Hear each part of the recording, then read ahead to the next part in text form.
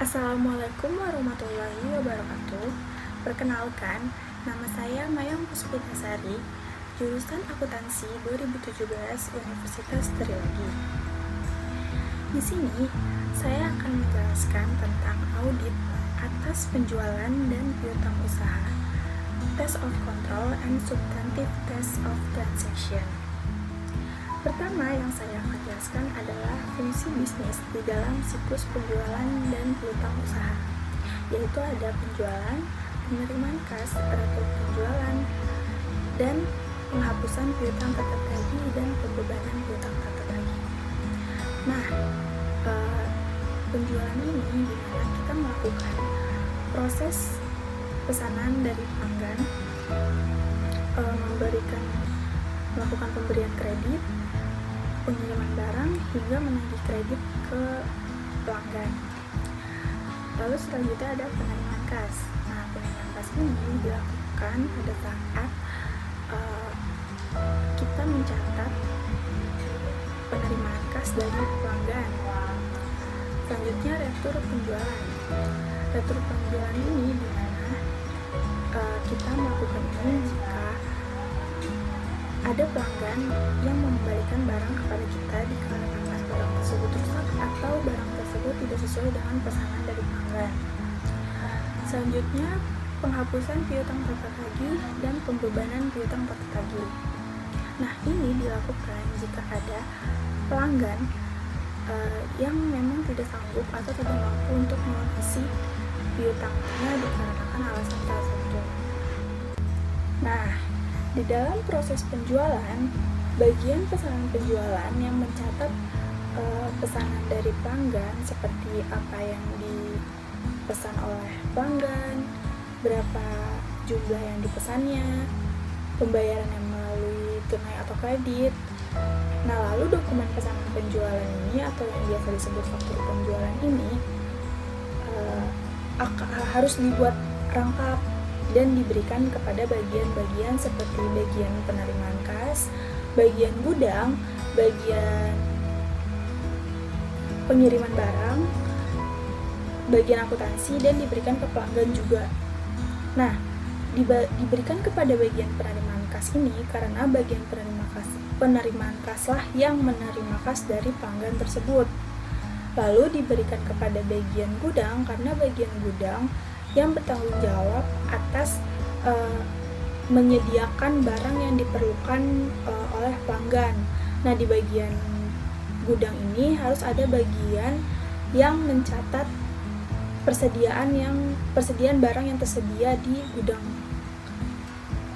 Lalu diberikan kepada bagian pengiriman barang karena bagian pengiriman barang ini bertanggung jawab atas mengirim barang ke pelanggan sesuai dengan dokumen pesanan penjualan atau faktur penjualan tersebut. Lalu diberikan kepada bagian akuntansi karena bagian akuntansi yang mencatat melakukan pencatatan transaksi penjualan dan penerimaan kas tersebut yang nantinya akan dibuatkan laporan. Lalu diberikan kepada pelanggan karena agar pelanggan tahu berapa tagihan yang harus dibayarkan oleh pelanggan tersebut sesuai dengan dokumen pesanan penjualan atau faktur penjualan tersebut. Nah, selanjutnya kita masuk ke metodologi test of control dan substantive test of transaction pada penjualan. Yang pertama itu ada memahami pengendalian internal. Dijelaskan pada Standar Audit 315 paragraf 88 yang dijelaskan bahwa setiap aktivitas pengendalian adalah prosedur untuk membantu menjamin bahwa arahan dari manajemen itu dilaksanakan. Seperti misalnya di sini ada pemisahan tugas. Jadi setiap bagian itu harus ada pemisahan tugas agar tidak terjadi adanya kecurangan. Seperti misalnya pada bagian gudang. Di bagian gudang harus ada satu orang yang mencatat jumlah persediaan yang tersedia di dalam gudang. Karena jika hanya satu orang bagian gudang yang melakukan keluar masuknya barang, terus dia juga yang melakukan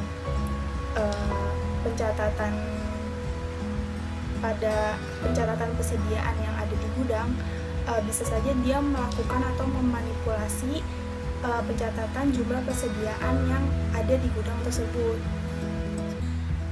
Selanjutnya, merancang pengujian pengendalian. Dijelaskan di dalam Standar Audit 330 paragraf A20 yang menjelaskan bahwa auditor harus merancang dan melaksanakan pengujian pengendalian untuk memperoleh bukti yang cukup dan relevan. Juga mendeteksi kesalahan penyajian yang material, yaitu mendeteksi apakah benar telah terjadi transaksi penjualan, atau juga mendeteksi apakah ada pengiriman barang ke pelanggan yang fiktif.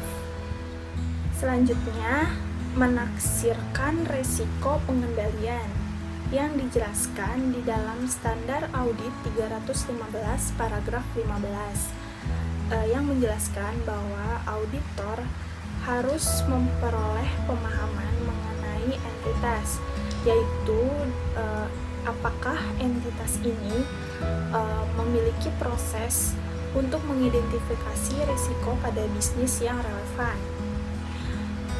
Dan juga auditor harus menaksir risiko pengendalian dengan mengevaluasi kelemahan pada pengendalian perusahaan.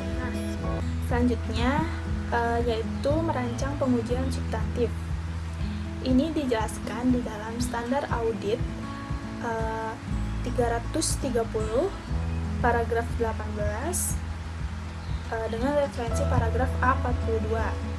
Dijelaskan bahwa auditor dalam melakukan dan merancang pengujian substantif atau prosedur substantif ini dilakukan untuk setiap transaksi, saldo akun, dan pengungkapan tanpa melihat resiko atas kesalahan penyajian yang telah dinilai. Nah, merancang pengujian substantif pada transaksi penjualan ini itu seperti transaksi penjualan yang terjadi telah dicatat, dan transaksi penjualan ini dicatat sesuai dan akurat, seperti misalnya jumlah pengiriman yang dikirimkan kepada pelanggan itu sesuai dengan dokumen pesanan penjualan pelanggan tersebut. Nah, selanjutnya metodologi test of control dan substantif test of transaction pada penerimaan kas. Nah, prosedur audit untuk test of control dan substantif test of transaction atas penerimaan kas ini sebenarnya sama seperti yang penjualan sebelumnya. Namun tujuan khususnya ini diterapkan untuk penerimaan kas.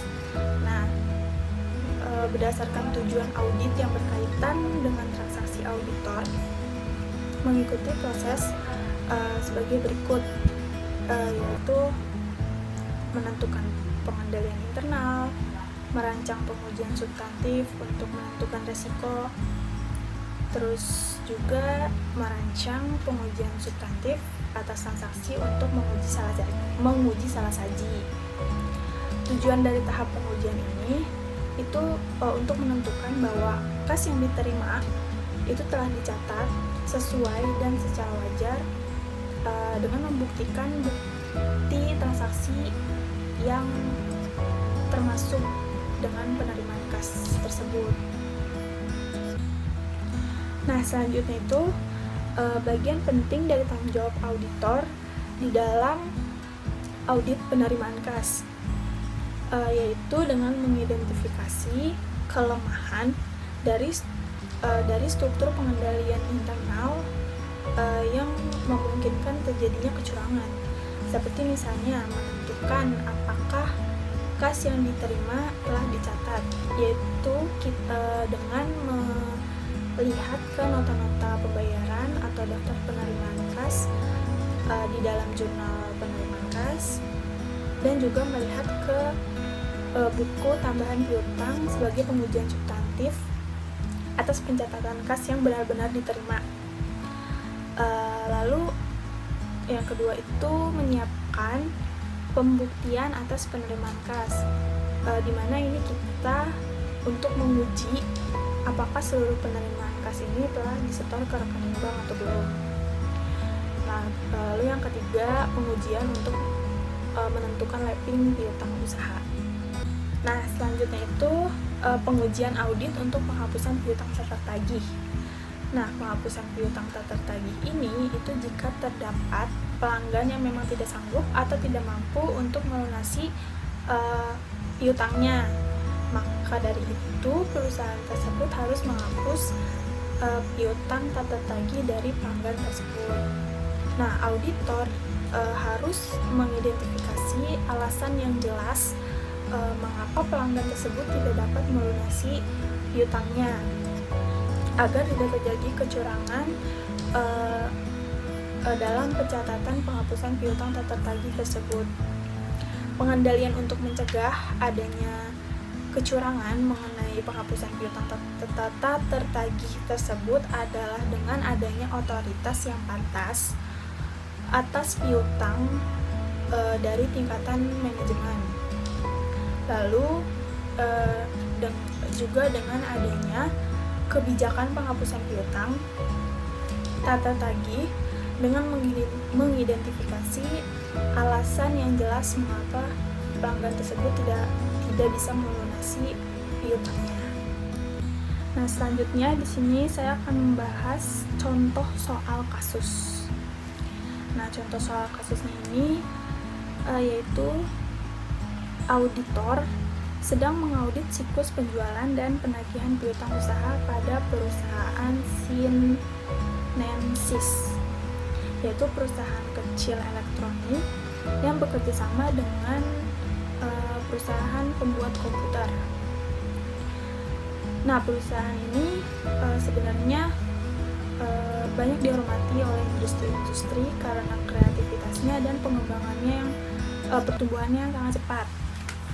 Namun sayangnya accountingnya di sini diabaikan dan departemen penjualannya seringkali melakukan kesalahan dalam membuat tagihan ke klien. Nah, beberapa tahun sebelumnya kantor akuntan auditor ini menemukan beberapa salah saji pada tagihan, penerimaan kas, dan piutang usahanya. Nah, dari penjelasan tadi itu sebenarnya sudah dijelaskan dan sudah kelihatan faktor yang mempengaruhi risiko, yaitu faktor internal perusahaannya itu sendiri, karena sudah dijelaskan yang SDM-nya itu kurang di bagian accounting yang terabaikan. Nah, pencatatan arus kasnya dan arus kas keluarnya yang dicatat juga tidak akurat, karena yang tadi dijelaskan bahwa departemen penjualan ini sering mengalami kesalahan pada saat melakukan pencatatan tagihan kliennya, sehingga kemungkinan salah saji pada transaksi fiktif itu bisa saja terjadi. Dan resiko yang perlu diperhatikan itu adalah kemungkinan salah saji material pada saldo akun, karena dari kurangnya SDM pada bagian accounting dan departemen penjualan seringkali mengalami kesalahan. Ini bisa saja pelaporan keuangan itu tidak sesuai dan tidak relevan, seperti banyaknya pencatatan penjualan dan penagihan piutang usaha yang tidak benar, sehingga pelaporan keuangannya tersebut pun menjadi tidak wajar. Nah, selanjutnya saya akan menjelaskan tentang pengujian pengendalian dalam kasus ini. Jadi di dalam kasus ini perlu adanya pengujian pengendalian karena perusahaan tersebut tidak memiliki kebijakan dan prosedur yang efektif. Nah, jika perusahaan ini melakukan pengujian pengendalian, kemungkinan salah saji seperti pencatatan laporan yang tidak benar karena penagihan piutang usaha dan kurangnya SDM itu bisa dihindari dan pengujian pengendaliannya pun akan menjadi baik. Nah, selanjutnya saya akan menjelaskan tentang pengujian substantif atas transaksi di dalam kasus ini. Jadi di dalam kasus ini, perusahaan itu perlu adanya pengujian substantif atas transaksi, karena pengujian ini itu bertujuan untuk mengetahui apakah transaksi yang terjadi itu telah dicatat dan dengan sesuai dan wajar. Karena auditor tidak yakin dengan penagihan piutang usahanya, pencatatan penjualan dan penerimaan kasnya, maka dari itu perlu mengetahui dan mengidentifikasi kesalahan yang terjadi pada pencatatan setiap transaksi dengan melihat atau mengecek kembali setiap bukti-bukti transaksi. Sekian penjelasan dari saya mengenai audit atas penjualan dan piutang usaha, test of control, dan substantif test of transaction. Kurang lebihnya mohon maaf. Wassalamualaikum warahmatullahi wabarakatuh.